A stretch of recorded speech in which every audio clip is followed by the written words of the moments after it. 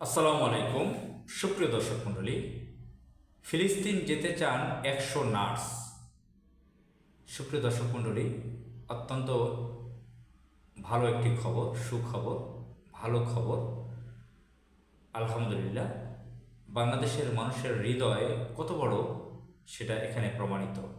আমরা কয়েকদিন আগে সামাজিক যোগাযোগ মাধ্যমে দেখেছি বাংলাদেশের একজন ডাক্তার, পুরুষ ডাক্তার, তিনি ফিলিস্তিনে চিকিৎসা দেওয়ার জন্য গিয়েছেন। সম্প্রতি ফিলিস্তিনে একটি অ্যাম্বুলেন্সে করে 15 জন চিকিৎসক এবং বিভিন্ন চিকিৎসা সরঞ্জামাদি সহ অ্যাম্বুলেন্স সহ ঢুকছিল। তো সেটাকে হামাসের গাড়ি মনে করেছে হামাস সেখানে অনেক খারাপ কিছু নিয়ে যাচ্ছে। ইহুদিরা মনে করেছে তাদেরকে মারার জন্য। সে কথাটি পরে ভুয়া প্রমাণিত হয়েছে। সে গাড়িটাকে হামলা করে সেখানে সকলকে মেরে ফেলা হয়েছে।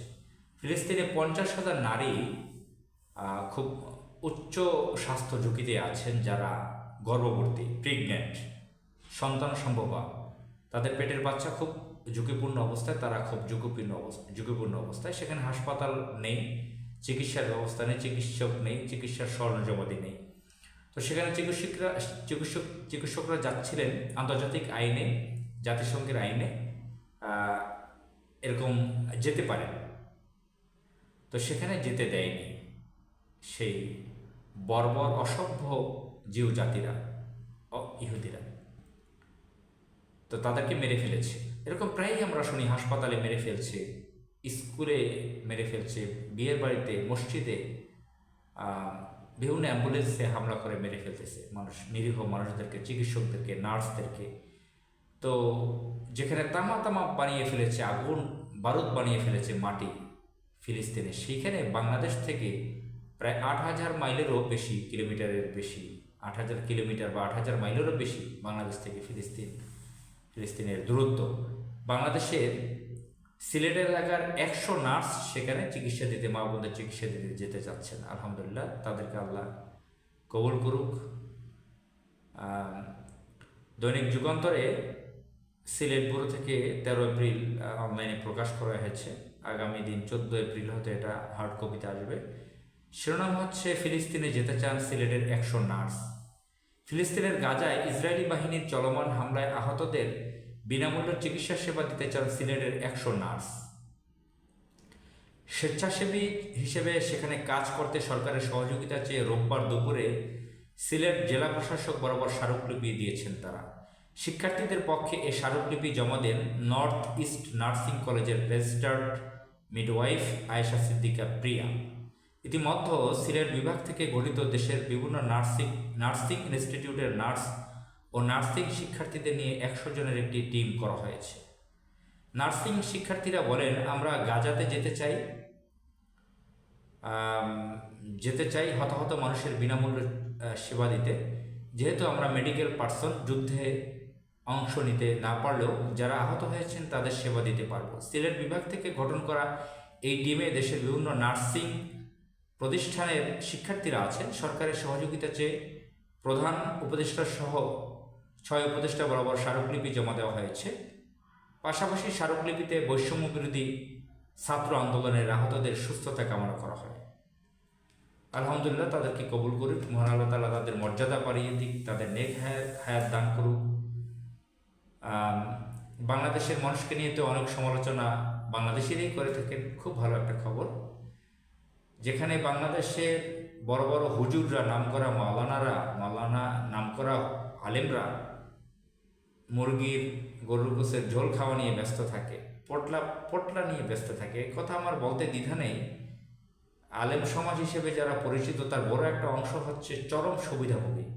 তারা অনেকে শাইখুল হাদিস নাম লাগিয়েছেন, কেউ আল্লামা শব্দ লাগিয়েছেন, মাওলানা, হজরত, মুফতি, নানান ধরনের উপাধি শব্দ তারা নামের সাথে এটে নিজের নামটা 2 লাইন 3 লাইন বানিয়ে নিয়েছে। হেলিকপ্টারে তারা যাচ্ছেন, বড় বড় দামি দামি গাড়িতে চড়তেছেন, তারা মেন্স পার্লারে যাচ্ছেন, দামি দামি পোশাক পরতেছেন, 5 স্টারে খাবার খাচ্ছেন। কিন্তু তারা হক কথা বলতে ভয় পান। সম্প্রতি আমরা লক্ষ্য করছি জাতীয় মসজিদ বাংলাদেশের যে বাইতুল মোকাররমের খতিব সাহেব আব্দুল মালিক সম্ভবত তার নাম, কুমিল্লার বাড়ি, চিটাগং অঞ্চলের ভাষায় কথা বলে।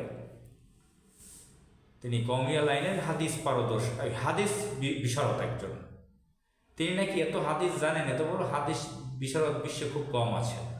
তাকে নিয়ে কওমি ঘরানার লোকজন খুব আবেগপূর্ণভাবে তার পক্ষে অনেক কিছু লেখালেখি করে।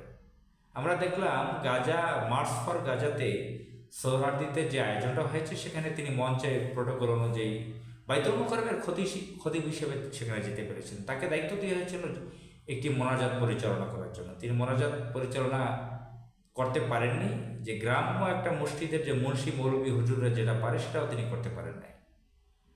তো এটা নিয়ে যখন সমালোচনা, তখন তার পক্ষের লোকরা আবেগীয় নানান কথা, যেভাবে পীর সাহেবের মুরিদরা, বিভিন্ন পীরদের মুরিদরা যে কাজটা করে সেগুলো করছে। তো তিনি এই একবারও মজলুম, নির্যাতিত, নিপীড়িত গাজাবাসী, ফিলিস্তিনবাসীর পক্ষে কথা বলেননি, তাদের নাম উচ্চারণ করেননি, তাদের ঘাতকদের নাম উচ্চারণ করেননি। তো এই ধরনের লোকরা বাইতুল মোকাররমের খতিব হন। তিনি দীর্ঘদিন খতিব হয়েছেন, 7 মাস হয়ে গেছে। তিনি অনেকদিন বাইতুল মোকাররমের খতিব, জুমার নামাজ পড়িয়েছেন। তিনি রাষ্ট্রের আন্তর্জাতিক বিষয়ে খুব গুরুত্বপূর্ণ কোনো কথা তেমন বলেননি, আমরা শুনিনি পত্রপত্রিকায়, মিডিয়াতে। তো এই হচ্ছে আমাদের দেশের হুজুরদের, বড় বড় হাদিস বিশারদদের, মুফতিদের কাণ্ড। এদিকে আমাদের দেশের মেয়েরা, মা বোনেরা, 100 জন নার্স তারা ফিলিস্তিন যেতে চান। আলহামদুলিল্লাহ, এখান থেকে বাংলাদেশের হুজুরদের চেনা যাচ্ছে, বাংলাদেশের মানুষদেরকে প্রকৃতভাবে চেনা যাচ্ছে। আসসালামু আলাইকুম।